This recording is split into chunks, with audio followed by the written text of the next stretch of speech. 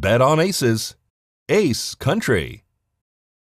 Well, we're seeing an increase over each calendar year. We're having more additional responses.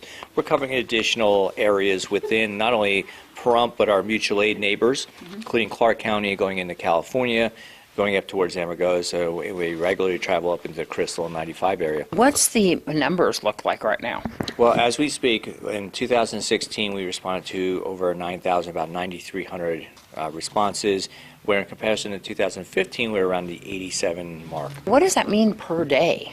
Oh, that's a great question. It can average anywhere from about 24 to 26 calls per 24-hour period. However, there's been those times where we've been well into the 30s on those kind of days that have drawn a significant number of response requirements. And that's not only transports back and forth to Las Vegas, that's fire calls, that's ambulance services locally? Yeah, so that would be any kind of fire, traffic accidents, medical emergencies that are occurring, inter-facility transfers, mutual aid assignments, whatever needs to be accomplished. And I guess the really key part is that we're all doing it with the same number of people on duty at any given time, which is set at 9.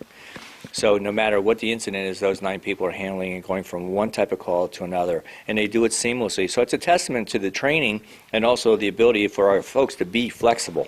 What's the logistics look like for that, trying to maneuver all those calls?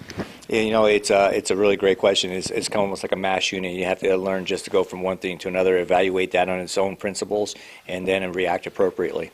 How's the Nye County Sheriff's Office dispatch handling that amount of calls? Well, I'm sure they're pulling their hair out as well, because they're the ones that actually receive the calls and then dispatch it and then manage it aside us. So it often creates challenges for both parties.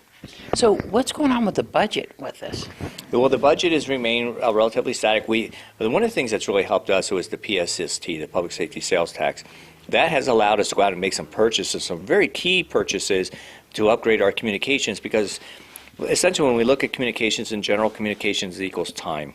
So if we can cut back on the number and the amount and the type of communication, we're actually saving time and getting to those responses and managing them. And that's the increase in the sales tax that was just recently or in the last year voted in? It was several years ago that's been into play, and then it was just a matter of defining and determining exactly what the parameters were for the spending plans, and that's been done between the BOCC in the DA's office, and it's working quite well, and it's allowing us to go out and do a lot of different things that we've needed to do for years now.